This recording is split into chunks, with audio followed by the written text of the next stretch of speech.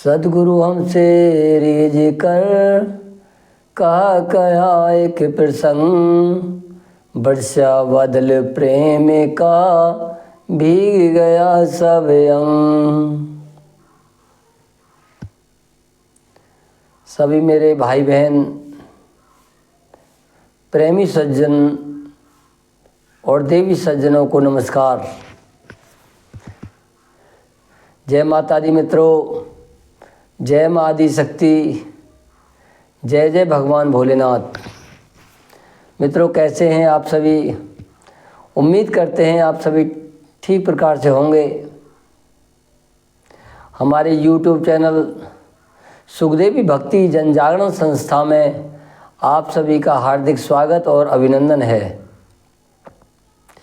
मित्रों, आज की हमारी वीडियो विकास बनाम लाड डलहौजी में आज हम आपको बताएंगे कि राजनीति क्या चीज़ होती है, क्योंकि ज़्यादातर भोले भाले लोग, देश की आम जनता राजनीति से अछूती रह जाती है और हम जैसे पूजा पाठ करने वाले या भक्तजन भी राजनीति से दूर ही रहने की कोशिश करते हैं। लेकिन राजनीति है कि मानती नहीं है, वह तो अपने आप में सबको समेटे हुई है। मित्रों, मैं आपको अपने भारत के पूर्व काल के समय में ले जाऊंगा। एक समय में ब्रिटिश शासन था मित्रों, जब हमारा देश गुलाम था। उस समय ईस्ट इंडिया कंपनी भारत में आई थी और ईस्ट इंडिया कंपनी ने मिस्टर लॉर्ड डलहौजी को गवर्नर जनरल के रूप में भारत में लूटने के इरादे से और विकास करने के इरादे से भारत में बुलाया था। तो आज के समय भी मिस्टर लॉर्ड डलहौजी को और उसकी नीतियों को समझना मैंने आपको समझाना, आप तक मेरी बात पहुंचाना उचित समझा है। इसलिए मित्रों, यदि मेरे बताने में कोई त्रुटि हो जाए या किसी भाई बहन या किसी उच्च पदाधिकारी का कोई निंदा हो जाए तो उसके लिए मैं क्षमा प्रार्थी हूँ। मित्रों, 1848 से लेकर सन 1856 तक भारत में गवर्नर जनरल के रूप में लॉर्ड डलहौजी ने शासन किया था और उनकी एक पॉलिसी थी, डॉक्ट्राइन ऑफ लेफ्ट पॉलिसी। मित्रों, हिंदी के इतिहासकारों ने इसे लॉर्ड डलहौजी की हड़प नीति भी कहा था। मित्रों, आपको याद दिला दें, 1856 के बाद भारत में एक क्रांति आई थी 1857 जो मेरठ से शुरू हुई थी और उसके मूल में लॉर्ड डलहौजी की हड़प नीति भी थी।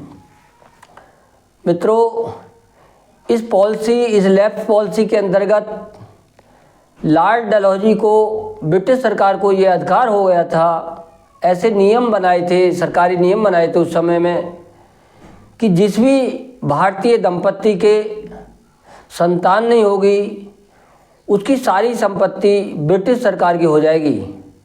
इसी प्रकार एक कानून उस समय के कानून निर्माता ने और बनाया था, यदि कोई राजा, भारतीय राजा संतान विहीन है, उसके कोई संतान नहीं है, तो उसकी संपत्ति का अधिकार केवल ब्रिटिश सरकार का होगा और उसे लूट करके ब्रिटिश में पहुंचाने लगे थे। उस समय की बात है। तो मित्रों, उस समय के तो ये एक लॉर्ड डलहौजी थे, लेकिन वर्तमान में मेरी समझ के अनुसार वर्तमान के जो लॉर्ड डलहौजी हैं उनके नाम मैं आपको बताने जा रहा हूँ। वो 5 कम से कम हैं। उनमें जो मेन है मित्रों, इनके नाम मैं आपको बता देता हूँ। ईडी, नंबर 2 ईवीएम, नंबर 3 विकास, नंबर 4 आधार कार्ड, और वर्तमान राजनीति को भी मैं आपको बता देता हूँ।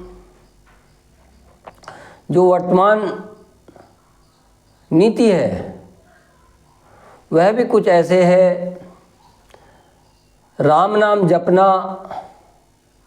पराया माल अपना, जनता का माल अपना, सरकारी खजाना अपना,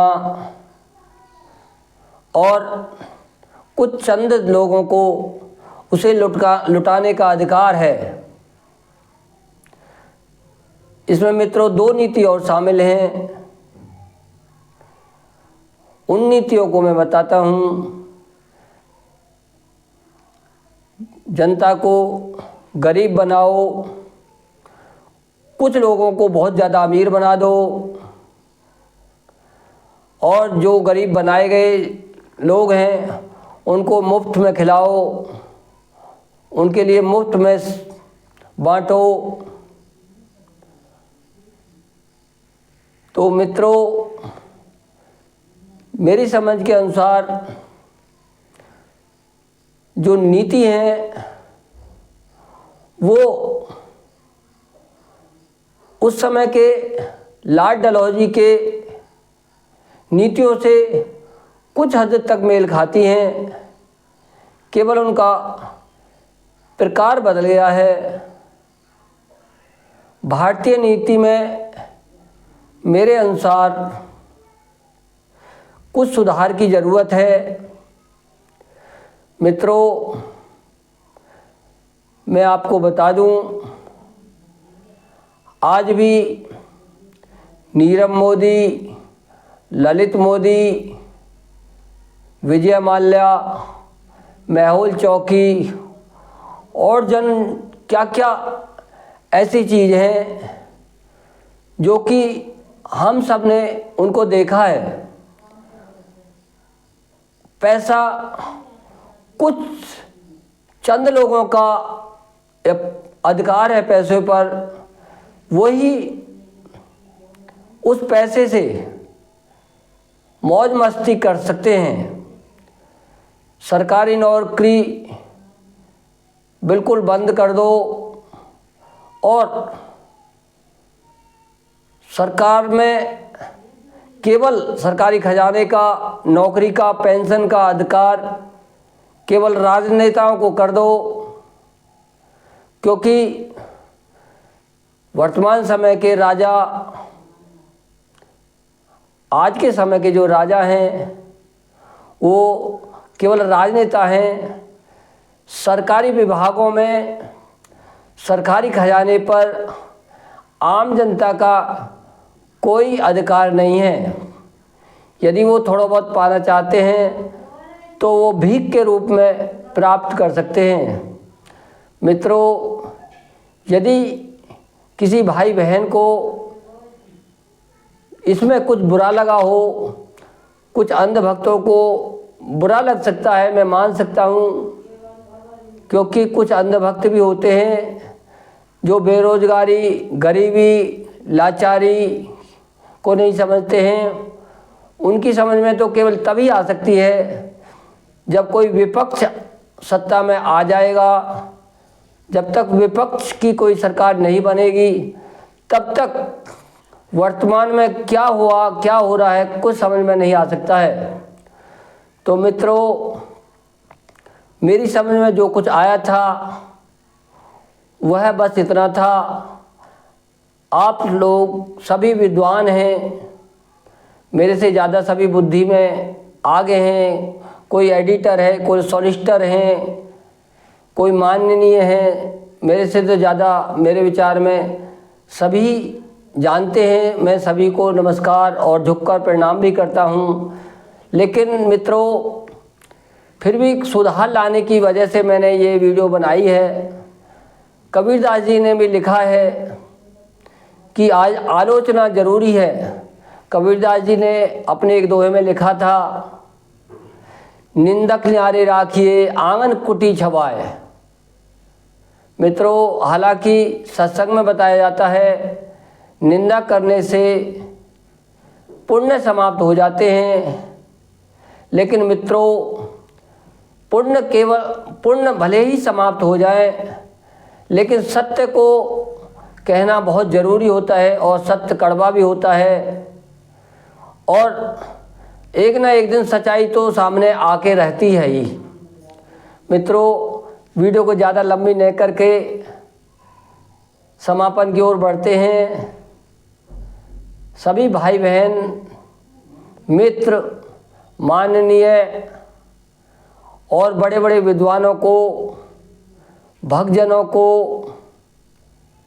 दार्शनिकों को, अर्थशास्त्रियों को और सरकारी अधिकारी, जो बेलगाम सरकारी अधिकारियों को मेरा झुककर प्रणाम।